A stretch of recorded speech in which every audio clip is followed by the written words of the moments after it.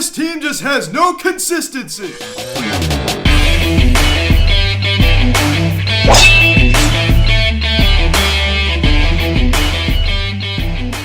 What is going on, everybody? Welcome to the Phillies Set Still Videocast. Here to recap last night's game between the Philadelphia Phillies and the St. Louis Cardinals as the Phillies lose 5-2 to the Cardinals. No heart in this Phillies team in St. Louis. I just have seen no heart. I'm not even going to blame this loss on Zach Eflin. I mean, he went through a few rough innings there, but other than that, he was very, very solid. You see, he went on that long stretch of retiring. I mean, he was very decent last night. I'm not even going to blame him for this loss. I'm just not. Now, guys, before getting into this video, please subscribe if you have not yet. Please show notification bell. Please like this video, comment on this video, share this video, and let's get into this. I mean, I just never have seen a team, ladies and gentlemen. It's just like win, loss, win, loss, win. We are a 500 baseball team, ladies and gentlemen. As I said on the Instagram post last night, we are a 500 baseball team. We should expect nothing more because you know what, this organization, this front office, I mean, they just haven't improved this team enough. I understand there are some problems right now. Didi Gregorius seems to be playing hurt. Gene Segura, one of our, best hitters. I mean, the guy who makes the most contact is out. So with an injury, I completely understand that, but I mean, we just don't have the best players. We just don't. I mean, offensively, are we underperforming? No question. We should be doing much better offensively, but in the bullpen, I mean, like, I said in the team interview, we've gotten better in that bullpen, but it's not as good as it should be.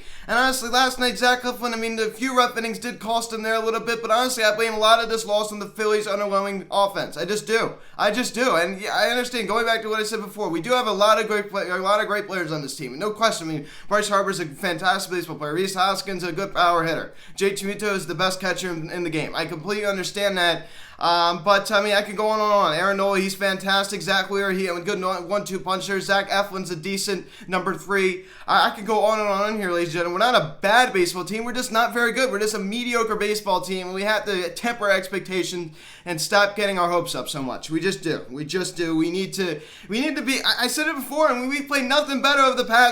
Since we had this kind of team, since we acquired JT and signed Bryce. We've been playing nothing but 500 baseball since we got all these guys, right? Even with Zach Wheeler, right? So we have to just temper expectations here, ladies and gentlemen. Pick up the scoring summary. Started off great. A nice fundamental play at Chicharito. It's a sacrifice fly to center field. Rhys Hoskins scores, and the Phillies now take a 1-0 lead. Fundamental baseball from the BCIB there. You don't really see that too often, right? I understand he is the BCIB, but he's not the most fundamental guy. There's no question about that, but he gets the job done there. Good job out of JT Muto getting the job done there. I love to see that because we all know he does struggle to hit with orange score position, but he does the job there. Then in the bottom of the first inning, a total miscue from Brad Miller out in left field. He just does not look comfortable out there as Nolan Arenado hits a line drive to left field, and Brad Miller lets it go right past him all the way to the wall, and Dylan Carlson scores, and the Cardinals tie it at 1. So Nolan Arenado, who is walking up to the song Famous by Kanye West, which is actually Alec Bohm's walk-up song, bum bum beat 'em bum bum.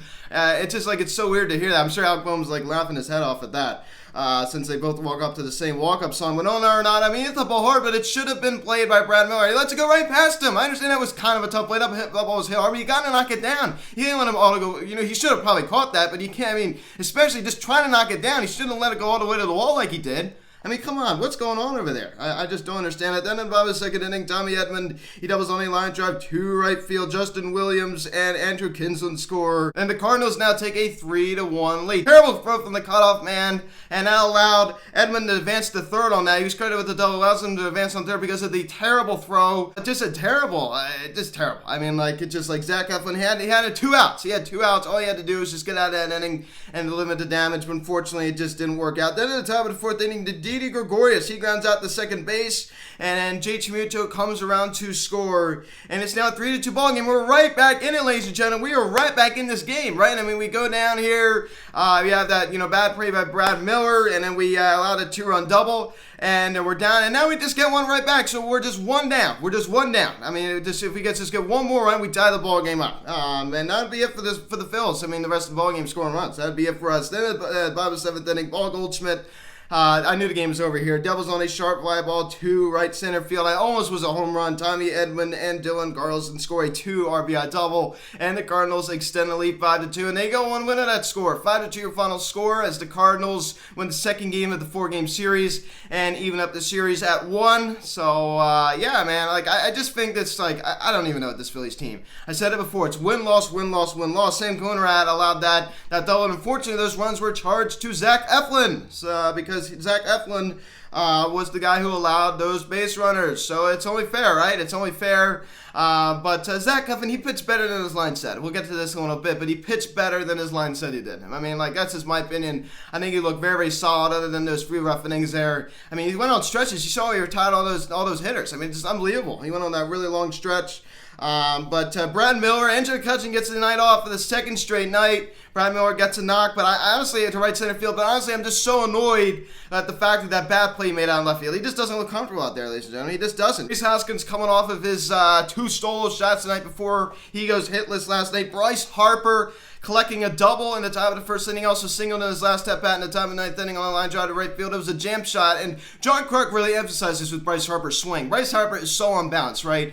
And we all know he has a lot of torque. He generates a lot of torque and power in that swing, and he's able to keep his head down on a baseball and he just torches it. He just torches it, but his swing is so balanced, and he even sold on the 2 home runs in Colorado. I mean, like, he had his head down and he was balanced. I mean, the guy swings so hard. You see he lifts the bat off the shoulder. There's so much torque in that swing, and he's able to stay as balanced as he can. It's just unbelievable. I mean, Bryce Harper coming off of that 0-for-4 the night before he gets 2 knocks. Nice to see out of him. Jay Chiuto did go hitless, but I like the one play I had, right? I mean, hitting that sacrifice fly, driving in the run. You love to see that. Fundamental baseball. I mean, Jay Chiuto, we talk about it, not the most clutch hitter, not the most fundamental guy, but is able to get the job done in that kind of situation. Dieter Gregorius, I'm going to say it. I already said it. I'm going to say it again. He is playing hurt, ladies and gentlemen. He just doesn't look good at the plate. He looks tense. He just doesn't look good. He just doesn't. I mean, you saw him, had that RBI ground out.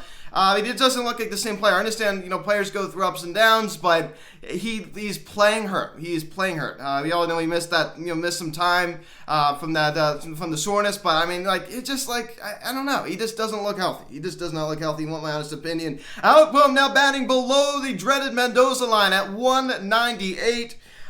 Treacherous. Terrible. I don't know what's gotten with Alec Palmer. He's been insanely unlucky, though. That's the problem. He's been screwing up the ball a few times, and all he has to show for is a jog back to the dugout. So I will go to his defense on that, but man, he has to clean it up. And I hate to see this because this guy's a great draft story. We drafted him in 2018. He has a killer year last year, and he goes into this year with crazy expectations, and he just hasn't really delivered. But like I said before, it's just like he's kind of getting unlucky. Odubel, another hitless performance. Let me just give you this stat, ladies and gentlemen. The Phillies center fielders have combined to hit and a treacherous, ready for this, 106 batting average. You heard me right. A 106 batting average combined. That is so bad. That is so bad. I'm going to go to Odubel's defense on this. I mean, he's only been up 2 games. He's kind of, starting to get in a rhythm a little bit. I mean, we saw what he did in spring training. It wasn't fantastic in spring training by any means, but you saw he was pretty decent in spring training. It looked like he's been playing better than any center fielder that we've seen. I mean, Mickey Moniak, Adam Hazley, Roman Quinn, he's been playing much better. I mean, even in spring training, he played much better than what we've seen out of the center fielders this year. So just give him a little bit of time. It's only been 2 games. But Nick Maton, I mean, coming into this the St. Louis series, he was on fire. I mean, he hasn't collected a hit yet in this series. I mean, I understand every player cools off, but hopefully he can get back to that. We all knew he wouldn't hit 500, but yeah, man. I mean, just Matt Joyce, comes off the bench, continues to get on bases. He draws a walk. I tell you what, I mean, he's done nothing but get on base since coming to the Phillies. I think that's why Joe Girardi likes him in the leadoff spot. I mean, he's definitely not a speedy guy by any means. He's more of a power hitter, but he draws a lot of walks. I think that's why Girardi. I love Joe Girardi. I kind of disagree with him on that, but I do see his point a little bit. Having Joyce in the leadoff spot. I mean, since he draws a decent amount of walks, there's no question about that. Take a look at Zach Eflin's line. I said it before. He pitched much better in his line. Look, 6 2/3. 9 hits, 5 runs, all 5 were earned, and 8 strikeouts. You saw the 8 strikeouts, right? And he didn't walk 1 batter. That's the thing that's amazing. Didn't walk 1 batter. And understand that play by Brad Miller out left field was not officially declared an error, but it wasn't the best play. We all know that. It was not the best play. Since he didn't get his glove on it, right? It was hit hard, so that's why they scored a double, but he should have at least knocked that ball down. But he was allowing a decent amount of contact. Unfortunately, some of the innings, he just looked so terrible. We all talk about the inconsistencies with Zach Eflin. We always talk about it over like a couple of games stretch. But sometimes he could show innings. He goes inning by inning with sometimes being inconsistent. Sometimes he has these masterful innings where he just looks fantastic, and other times you see him have these treacherous innings where he's just allowing hit after hit after hit. He's getting knocked around. He's allowing all this solid contact. So, I mean, it's a lot of hot and cold with Zach Eflin. I mean, there's a lot of it. And I'm going to say before, he pitched much better than his line look. You saw he went on that stretch where he tried, all these hitters in a row. And he showed, 8 strikeouts in this 6 2/3. I mean, it's just like amazing. He allowed 9 hits, and he didn't walk one batter, as I said before. So not the worst start of Zach Eflin, but definitely not the best, right? He gets slack with the loss in this one. I'm going to say it again. I mean, I'm just annoyed a little bit with this Phillies offense. It's been a little underwhelming in my opinion, right? I mean, I think that's partly the way for this loss, but Zach Eflin, the few rough innings did catch up to him. There's no question about that. Sam Coonrad did come in relief for him in that 7th inning. And he did unfortunately allow that RBI double, that 2 RBI double to Paul Goldschmidt. Like I said before, those runs were charged to Zach Eflin since he did allow those base runners. So they were unearned runs. So Jose Alvarado, he's back, right? We got to talk about it yesterday. Acted off of that virus IL. Comes in the bottom of the 8th inning, pitches an inning, allows a hit, and strikes out 2. So welcome back, Jose Alvarado. So nice to see him back. But man, oh man, this division's a joke. As we're going to go take a look at the scores. I tell you what, the Nationals, they just got destroyed last night by the Blue Jays, 9-5. As Vladimir Guerrero, what's going on with this guy? 3 homers, one of them being a grand slam. Max Scherzer just got destroyed yesterday in Florida, just unbelievable at TD Ballpark. As the Blue Jays fight their way back to 500 at 11-11. The Nationals now sit 8-12. The Mets lose 2-1 to the Red Sox, as they're now 500. The best team in the NL East right now, record-wise, has a 500 record. The New York Mets. So it's just ridiculous how bad this division has been. The Braves shut out the Cubs as they win 5-0. As Ronald Acuna Jr., he's back. He has to he needs to make sure that he lets everyone know that he's back. As he murders a baseball, there's no question. We got the ball of this one. There's no question about that. He has all, he has every right to, to say, I got all of that baseball. There's no question about it. He crushed that baseball. Of course, he has to stand there and watch it and throw the bat and pump his chest and act like he won his team to 7th game of the World Series. I mean, can this guy, I understand showing emotion is somewhat good, but every time this guy does something, every time he hits the ball over the wall, he has to stand there and do this, and it's just like, this guy is so full of himself. It's just like, it annoys me. It annoys me. I mean, I understand Bryce Harper shows emotion sometimes, but he doesn't do it every single time. He does something good. Every time this guy does something, he always is doing this and watching it, just run around the bases. Back then, you got guys like, Nolan Ryan, Tom Seaver, even though you're going to go further back, Sandy Koufax. If you did that, you'd get nailed the next time he came up to the plate. Nailed with a fastball up and in. Sometimes they throw up and in. I mean, it's just and that would never be tolerated back then. That never would be tolerated back then. The Marlins also lose 5-4 to the Brewers.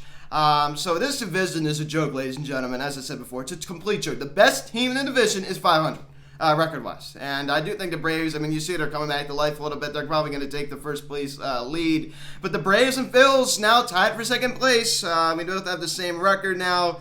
So that's a little disappointing. I think we all saw it was coming, but the Nationals, they're a joke. They're playing terrible. The Marlins, I definitely think the Marlins are definitely going to finish in the basement. at least I think so. But thank you guys so much for watching this video. Please subscribe if you haven't done yet. Please hit the notification bell. Please like this video, comment on this video, share this video. Check out the social media link in the description section at Phillies Stats of Instagram. Check it out for next Instagram. Call or text 267-225-3292. Email me, phillysatsov@gmail.com. 7:45 tonight. Vince Velasquez, right? Matt Moore's not going to be ready. Joe Girardi has a little bit of a problem being a little too overly cautious. We don't know all the details, but it just annoys me that Vin Velasquez has to start tonight. Velasquez has a 6.75 ERA, and he's going against Anavito, who does not have a record or ERA. So, guys, thanks for what you're watching. Let's go, Phillies. Let's get this dub tonight and go for the series win tomorrow. It's going to be very, very tough, though, with Vin Velasquez on the mound. I am Luke, and I'll talk to you later. Let's go, Phillies. I'll see you again.